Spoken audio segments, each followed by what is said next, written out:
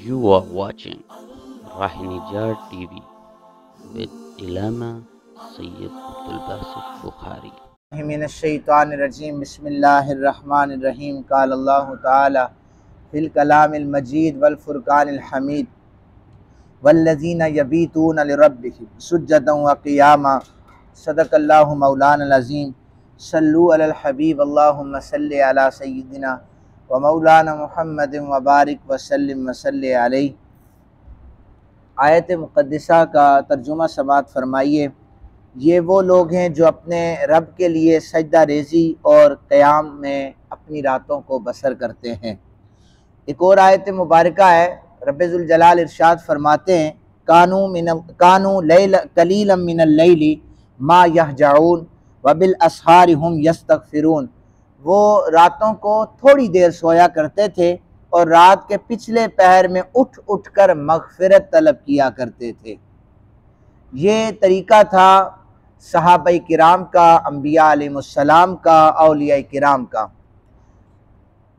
क्योंकि उनके सामने एक हदीस पाक मौजूद थी कि नबी रहमत सल्लल्लाहु अलैहि वसल्लम ने फरमाया कि जब रात का आधा हिस्सा गुजर जाता है, पिछला पैर आता है, वहदहू लम यज़ल, रब आसमान दुनिया पर आकर नुज़ूल फरमाता है और ये ऐलान फरमाता है, मेरे बंदो मुझसे कोई भी तुम में से दुआ करे मैं उसकी दुआ को कबूल करूंगा। है कोई जो मुझसे सवाल करे मैं उसे अता करूं। अगर कोई तुम में से माफ़ी मांगना चाहता है तो मैं उसकी बख्शिश भी कर दूंगा। ये रात के पिछले पैर जो उठकर इबादत करते हैं उनके लिए। आका करीम सल्लल्लाहु अलैहि वसल्लम मासूम अनिल खता, नबी जो होता है मासूम अनिल खता होता है। गलती का हम शायबा हम सोच भी नहीं सकते कि नबी से कोई गलती सरजद हो जाए। सोचना भी कुफर है, दायरा इस्लाम से बंदा खारिज हो जाता है। लेकिन इतना क़याम फरमाते कि आपके पाँव में वर्म पड़ जाता, सूज जाया करते थे पाँव। सय्यदा आयशा सिद्दीक़ा रज़ियल्लाहु ताला अन्हा अर्ज करने लगी, आका आपके तो पल्ले किसी किस्म का कोई गुनाह भी नहीं है, फिर भी सारी सारी रात अपने अल्लाह की बारगाह में इस्तिग़फ़ार भी करते हैं, इबादत करते हैं। तो आका करीम सल्लल्लाहु अलैहि वसल्लम ने फरमाया, आयशा क्या मैं अपने रब का शुक्रगुजार बंदा ना बनूं? मैं अल्लाह की जनाब में खड़े होकर अपने रब का शुक्र अदा करता हूँ। नबी रहमत सल्लल्लाहु अलैहि वसल्लम ने फरमाया, रमज़ान मुबारक के बाद अफजल रोज़े मुहर्रम के रोज़े हैं और फ़र्ज़ नमाज के बाद सबसे अफजल नमाज जो है ये नमाज तहज्जुद है। एक रिवायत में आता है तहज्जुद की नमाज बड़ी मासूम सी नमाज है। जब इंसान इसको पढ़ता है तो ये अल्लाह की बारगाह में बच्चे की तरह रो रो कर दुआएं करती है, या अल्लाह मेरे पढ़ने वाले की बख्शिश फरमा दे। असलाफ का मामूल रातों को उठकर इबादत करना था, लेकिन ये चीज़ इतनी मफकूद हो चुकी है कि अभी शायद 5% तबका जो है उम्मत में से उठता हो, रात को इबादत करता हो। और अगर बरकतें मौजूद है तो हो सकता है उन्हीं की वजह से हैं जो रातों को उठकर क़याम करते हैं। पहले ये होता था कि घर में कोई बुजुर्ग हैं, वालदा हैं, वालिद हैं, तो बच्चों का मामूल अब भी जैसे बड़ी उम्र के जितने लोग हैं वो बताते हैं कि हमारे वालिदैन सुबह उठकर फजर से पहले उठकर नमाज तहज्जुद पढ़ते, फिर जिक्र अस्कार करते थे। इस तरह अल्लाह ताला उनके रिस्क में इतनी बरकतें दे देता था।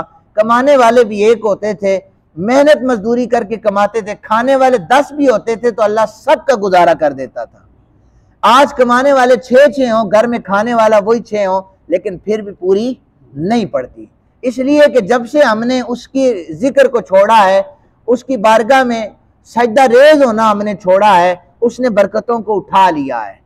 अब भी अगर हम चाहते हैं कि हमारे रिस्क में, हमारी मईशत में बरकतें आ जाएं, तो वहदहू लम यज़ल से इल्तिजाएं करें, या रब्बे ज़ुल जलाल हमें तहज्जुद की नमाज में उठकर सजदा करने की तौफीक अता फरमा।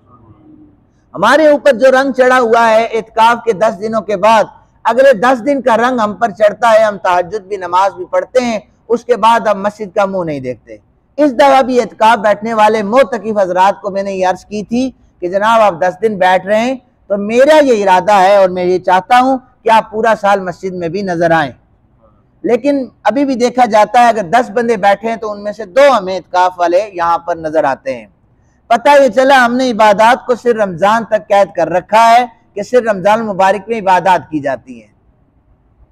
और जितने भी हमारे बादशाह गुजरे, जब भी उन पर किसी भी किस्म की कोई मुसीबत आती थी, वो क्या करते थे? सुल्तान सलाहुद्दीन अय्यूबी रहमतुल्लाह तआला अलैह, जब सारी सुपर पावर्स एक तरफ होकर उनकी सल्तनत को गिराना चाह रही थी, सारी एक तरफ थी, सुल्तान सलाहुद्दीन अय्यूबी ने बड़ी फौज का बंदोबस्त या किसी गैर मुल्क में से या किसी यहूदी से, ईसाई से किसी भी किस्म की मदद लेने की कोई ज़रूरत महसूस नहीं की।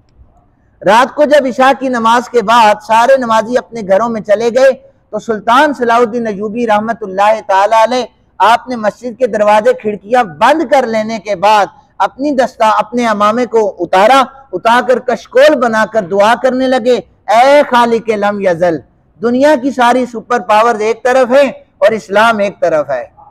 अगर तू चाहता है इस्लाम की बका हो जाए, तो मालिक, सुबह जो तहज्जुद में उठकर मैं मदीने वाले आका पर 500 मरतबा दरूद शरीफ पढ़ता हूँ, उस दरूद शरीफ का वसीला देकर इल्तिजा करता हूँ, मालिक हमारी मदद फरमा।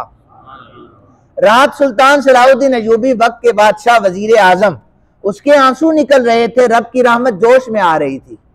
रात को इतना तूफान आया, समंदर से बहरी बेड़े इस्लाम और इस्लाम के मानने वालों को तबाह करने के लिए आ रहे थे। समंदर में ऐसी तुगयानी आई, सारे काफिरों को अल्लाह ने तबाह कर दिया। सुबह को जब ये अपने मुंह चेहरे पर हाथ फेर कर बाहर निकला, तो वही अमन व अमान की कैफियत थी, वही बरकतें थी, वही नजारा था जो पहले था। तो अल्लाह ताला ने अगर इस्लाम को भी पावर दी है, इस्लाम में भी ताकत दी है, या इस्लाम के मानने वालों में ताकत दी है, उसके कमाने वालों के रिस्क में अगर बरकतें अता की हैं, उसकी मईशत में बरकतें दी हैं, तो लोगों ये कमाल सिर्फ और सिर्फ तब था जब अल्लाह की बारगाह में लोग सजदा रेज़ हुआ करते थे। लेकिन जब से अल्लाह के जिक्र से मुंह को चुराया है, कुरान वाज़े कहता है कि जिसने हमारे जिक्र से एराज किया, हम उसकी मईशत में से बरकत को उठा लेते हैं।